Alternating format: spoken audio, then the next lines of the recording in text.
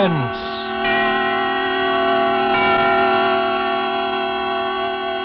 Tonight, we'll bring you Miss Mildred Natwick and Mr. DeFore as stars of The Furnished Floor, a suspense play produced, edited, and directed by William Spear.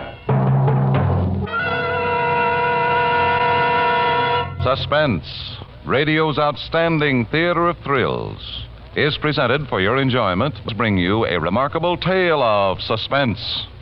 And with The Furnished Floor, a new study written for suspense by Lucille Fletcher, the author of Sorry, Wrong Number and other distinguished radio plays, and with the performances of DeFore as Mr. Jennings and Mildred Natwick as Mrs. Hawkins, whose hope indeed to keep you in suspense.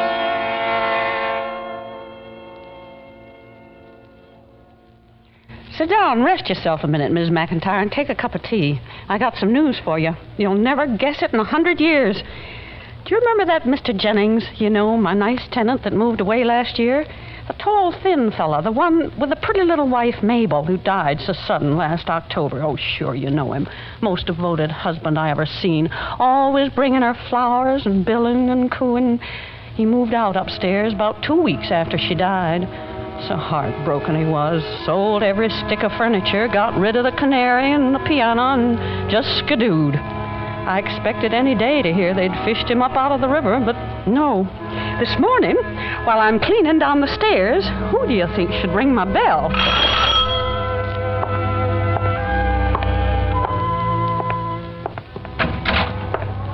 Hello, Mrs. Hawkins.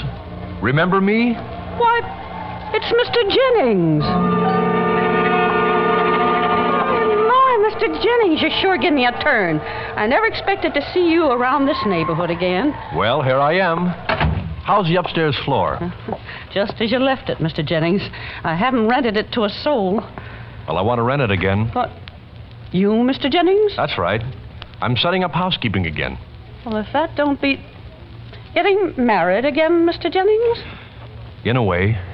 Let's run up and take a look, shall we? Oh, okay, if you say so. Only, won't it make you feel kind of blue to see the old place again?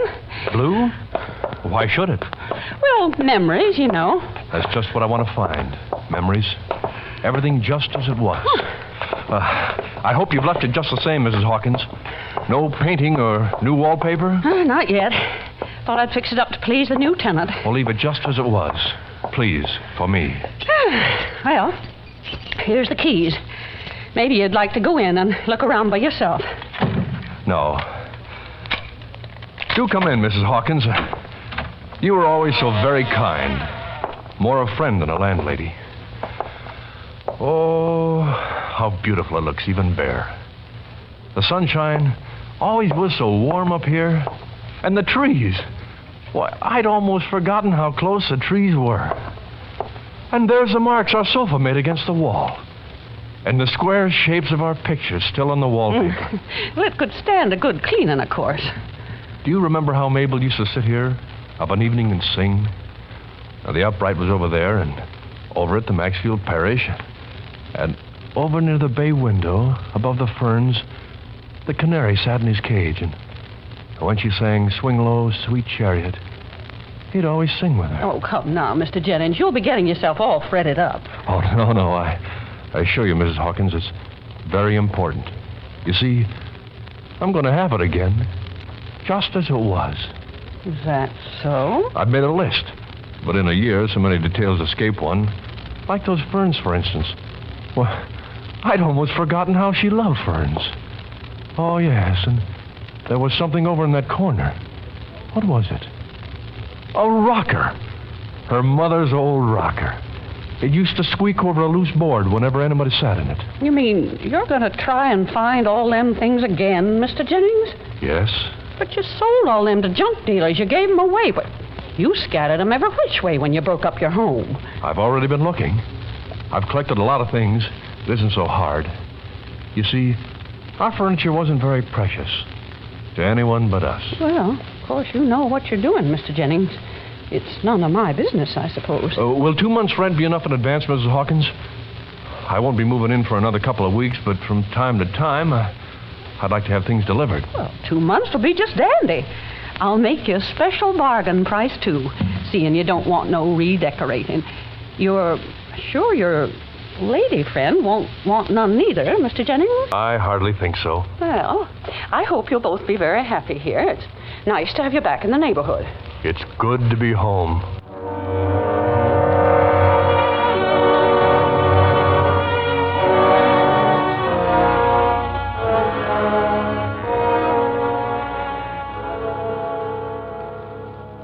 Now, Mrs. McIntyre, what would you have done in my place?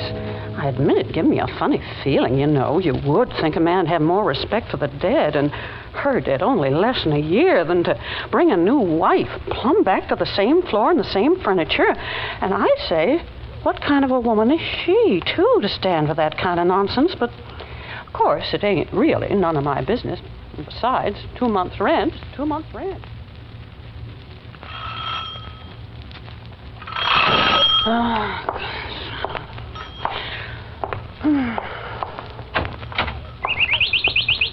Well, Mr. Jennings, what are you doing here this time of night? I'm moving in. Moving in? I intended coming much earlier, but I had so many last-minute things to do, like picking up Dickie and... Oh, now, don't tell me that's your old canary, Mr. Jennings. Yes, it's little Dickie. I found him in a pet shop on 3rd Avenue, in his old cage. He looks pretty chipper, doesn't he? Well, aren't you the one? I'd have thought he'd have died of lonesomeness ages ago. Did all my furniture and things get here, Mrs. Hawkins? Just about. They've been delivering off and on for the last week. You sure got everything back, Mr. Jennings? Well, pretty nearly everything. A couple of rugs are missing, and our old kitchen table, and... Oh, see, I got the piano. I bought the old upright back from the Sunday school. Boy, I've been more than lucky. Miss Hawkins, you won't mind, will you, if I start moving some of it into place tonight? I'll be very quiet. Tonight? Well, it's pretty near midnight, Mr. Jennings. Yes, I know, but I'd have to work all day tomorrow and the next day. You see, there's so little time. Oh, you're expecting her soon? Very soon. Oh, well, if you don't get it done in time, I'll be glad to give you and her a hand when she gets here. Oh, no. It's got to be all ready before she comes. Otherwise, she won't come. You don't say, Mr. Jennings. So, if you don't mind, it'll only be for a few nights. And I won't move any of the heavy pieces after midnight. If you only knew what this means to me, Mrs. Hawkins, how I've waited for months. Is that so, Mr. Jennings? Well, I'm sure glad you found somebody to make a home for you again, and I hope she's the right girl for you and is going to make you happy. Oh, she will, all right. Of course, there are some people I know say a man ought to wait a couple of years, but, well, I was only saying yesterday, certain men are natural-born husbands, and homebodies, they need a home and a woman to look after them. Yes, that's true. Well, good night, Mrs. Hawkins. I'll try not to disturb you. Good night, Mr. Jennings.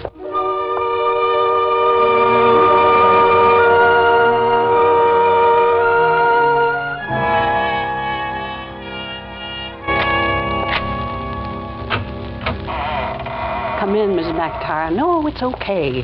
He's at the office. He'll never know we come up. Yeah. Take a look around. Ain't it something? Everything fixed up down to the last knife and fork, just exactly as she had it. Don't it give you the creeps? Yep, that's the same canary singing in his cage, just like it used to. And look, Mrs. McIntyre, come here in the bedroom. He's even got her clothes hung up in the closet. Now, I'm asking you, Mrs. McIntyre, what do you think the second Mrs. Jennings is going to say to that?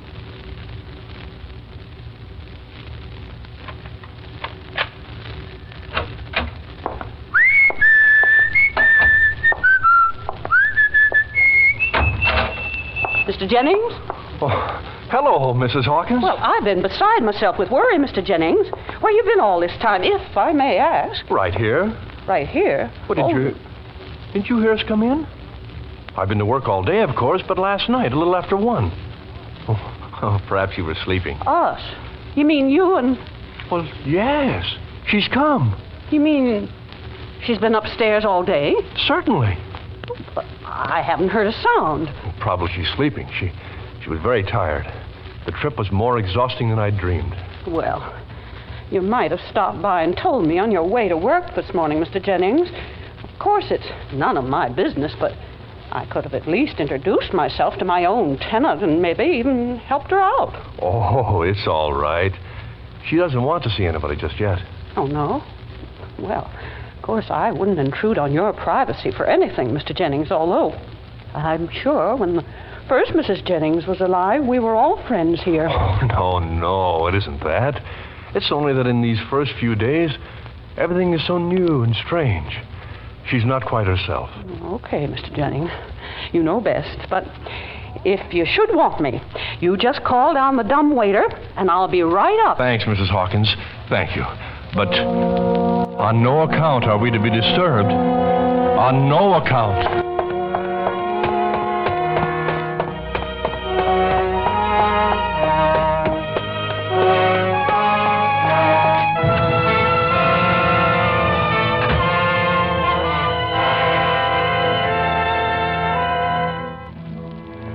Suspense are bringing you as stars Mildred Natwick and DeFore in The Furnished Floor by Lucille Fletcher. Presentation tonight in radio's outstanding theater of thrills, Suspense.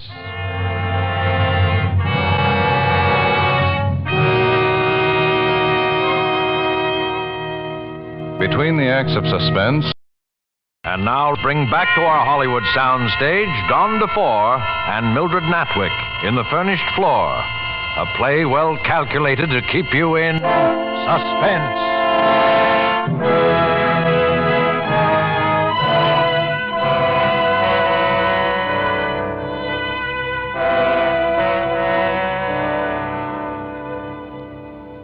Now, don't get me wrong, Mrs. McIntyre. The last thing in the world I am is a busybody, but, well, you know, I don't go out much on account of my heart, and our 2 floors are kind of close.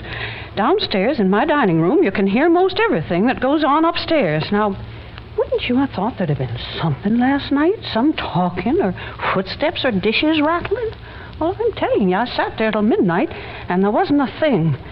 Nothing at all, except along about 12:30, I hear the dumb waiter come rumbling down the shaft.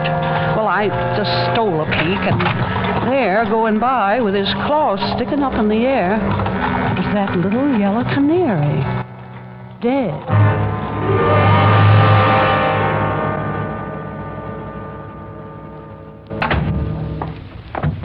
Good morning, Mrs. Hawkins. Good morning. And how's Mrs. Jennings today? Wonderful. Feeling a bit better now? Oh, yes. Of course, she's still very weak, but every day I'm sure will make her stronger. I have high hopes for her recovery. You had a doctor in to see her yet? Dr. Rubenstein. My doctor is very good. No. I'm afraid a doctor wouldn't help her.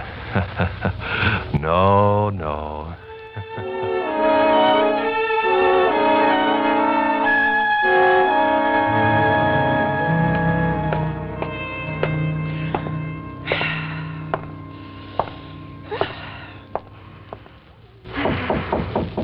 Mrs. Jennings! Mrs. Jennings! It's Mrs. Hawkins, the lady downstairs. I heard you were sick, and so I got a little bit of lunch for you, Mrs. Jennings. It's just a little bowl of homemade chicken broth, but it's nice and rich. You sleeping, Mrs. Jennings? Okay, then I'll just slip in quietly with my own keys, if you don't mind, and leave it right beside your bed. Oh, that's funny. Oh, he must have bought a new kind of lock. He didn't say anything to me. Mrs. Jennings! Mrs. Jennings!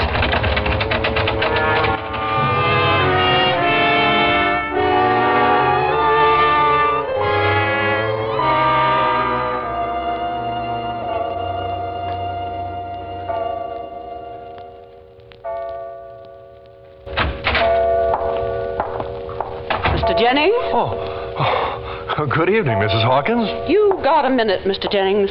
I'd like to speak to you, if you don't mind. Well, Mrs. Jennings is waiting for me upstairs. It's about Mrs. Jennings. She's still poorly, you say?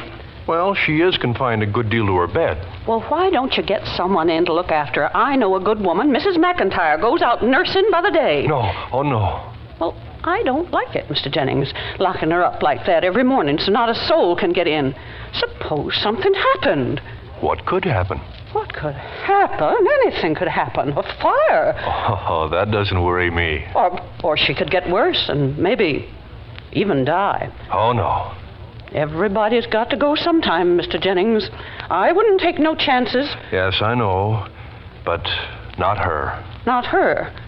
Whatever do you mean, Mr. Jennings? Because she's immune. Immune? Against... She ain't got no contagious disease up there, has she? Oh, no. It's nothing like that. Oh, Mrs. Hawkins, please don't worry or be uneasy. It's worked out so beautifully. It's nothing that can do you any harm. And we're so happy. So wonderfully happy. Oh, Mr. Jennings, I'll be up in about 1 hour with the plumber. The plumber? I'm sorry to disturb you at supper time, but there's something gone wrong with the pipes, and we think it's upstairs in your floor. You can't come in. Mrs. Jennings will be sleeping. Plumber says it's the only time he can come. Unless he comes tomorrow afternoon while you're at the office. You want to leave me your key, Mr. Jennings? No, I can't. Well, he'll have to get in there sooner or later, Mr. Jennings. The water downstairs all black and discolored. It's out of the question tonight. I'll discuss it with you in the morning. Okay, Mr. Jennings.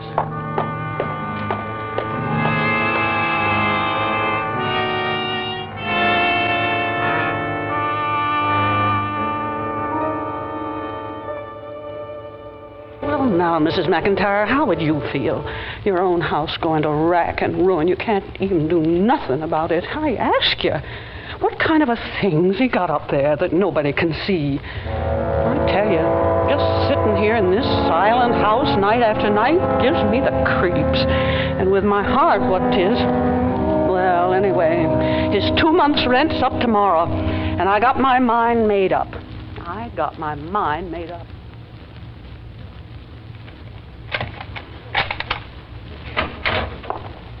Oh, good evening, Mrs. Hawkins. Why, I didn't know you for a minute standing there in the dark. Well, I didn't want to miss you this time, Mr. Jennings. No? I got your money this morning for next month stuck under the door. Oh, yes. I had to leave early. I hope it was all right. No, it wasn't all right. I'm sorry, but the floor's been rented, Mr. Jennings. Rented? To a young serviceman and his wife from the 4th. They took it sight unseen this morning. Oh, but you can't. They're living in a crowded room on 81st Street. It's very crowded. I told them I figured you could probably get most of your stuff out in a week. A week? I never told you I was going, Mrs. Hawkins. I'm sorry, Mr. Jennings. If it's a matter of a little more rent, I'll be glad to pay and sign a lease, any kind of a lease you want. It's not a matter of rent or a lease, Mr. Jennings. It's just I want my floor back, that's all. But, Mrs. Hawkins... I like neighborly people upstairs, Mr. Jennings. I'm home a lot. I like people I can trust. I don't want no mysteries in my house.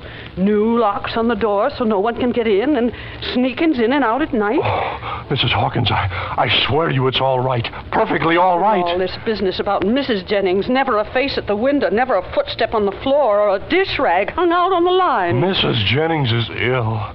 She's not like other people.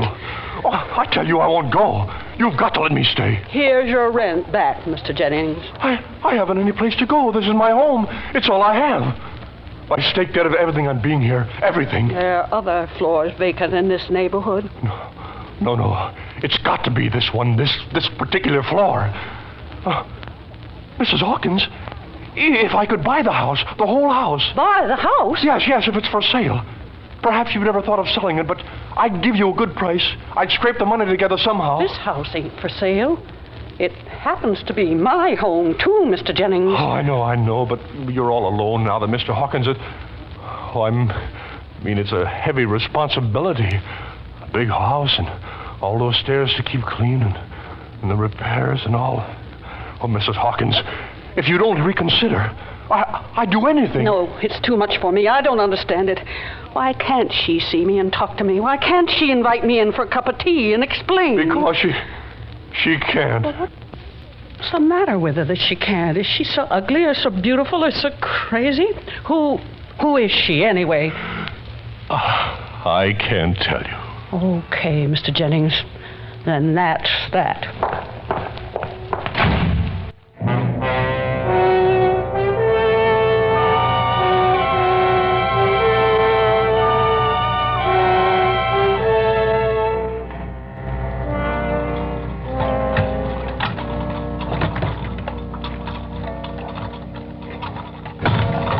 Mrs. Hawkins! Mrs. Hawkins! Yes? I'm here, Mr. Jennings, at the dumbwaiter. Mrs. Hawkins! Yes, Mr. Jennings? What is it? I'm sending you down the key on the dumbwaiter. She wants you to come up. She? Mrs. Jennings. Okay? Got it? Yes? She wants me to come up now, Mr. Jennings? That's right. Well, it's kind of late. If she ain't so well. That's all right. She's feeling much better tonight.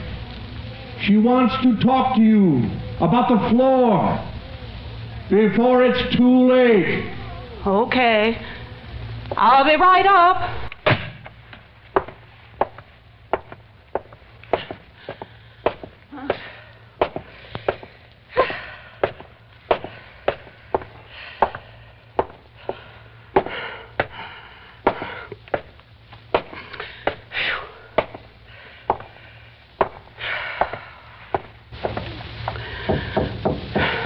Okay, Mr. Jennings.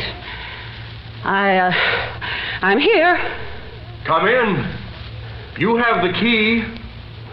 Oh, okay.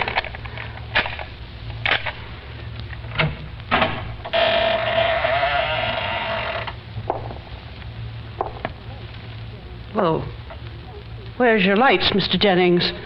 I can't see a thing. I'll light a candle in a moment. Mrs. Jennings prefers the dark. But you know this floor so well, Mrs. Hawkins.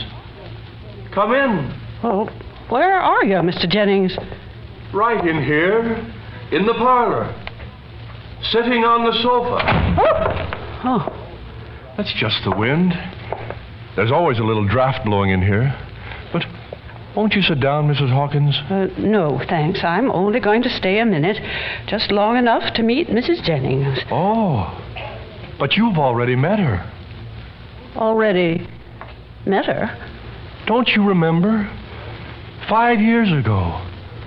A rather chilly day. The rain was falling. She rang the bell to ask about the upstairs floor. And you invited her in for a cup of tea. I'm afraid you're mistaken. That was the first Mrs. Jennings. That's what I mean. Oh, no, Mr. Jennings. Now do you understand, Mrs. Hawkins? Now do you know why we couldn't ever go away? We? But that couldn't... Well, the first Mrs. Jennings, it's... I know. You saw her coffin in this very room, didn't you, Mrs. Hawkins? You saw them take her away. I think you even followed out to that cold, dark cemetery. Well, but that... But she couldn't stay away.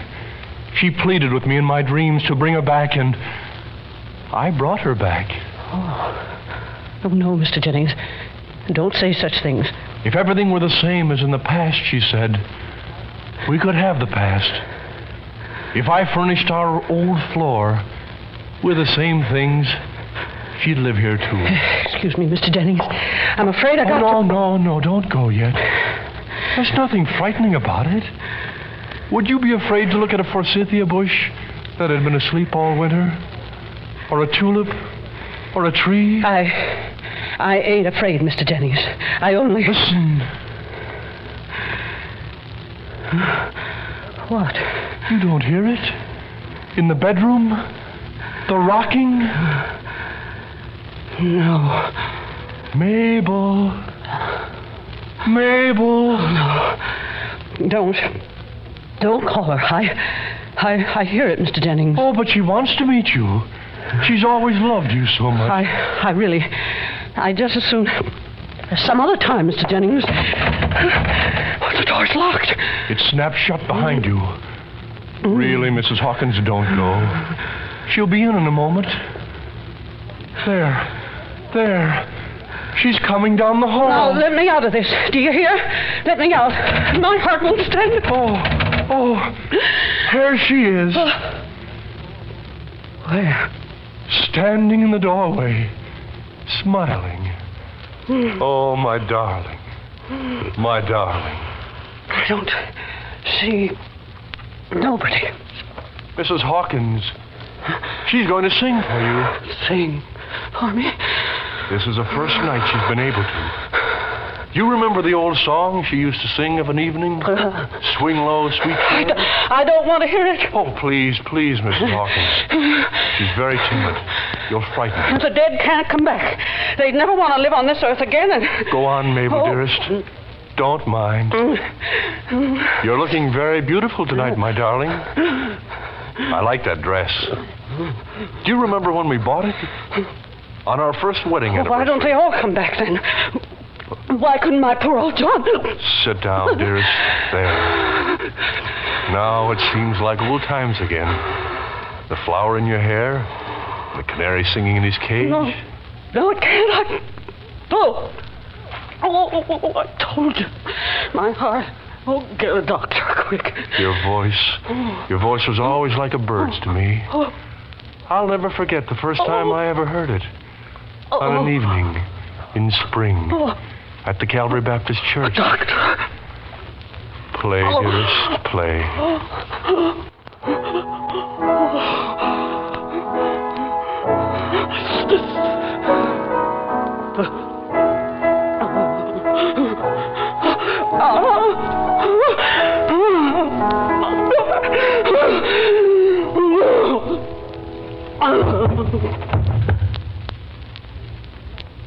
Go on, dearest.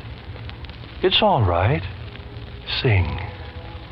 Swing low, sweet chariot, coming for to carry me home. Swing low, sweet chariot, coming for to carry me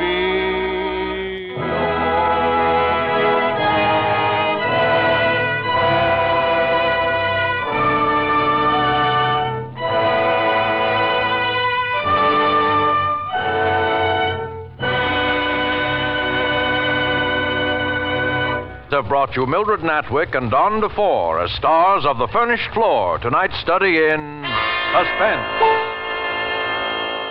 Next Thursday, Suspense, radio's outstanding theater of thrills.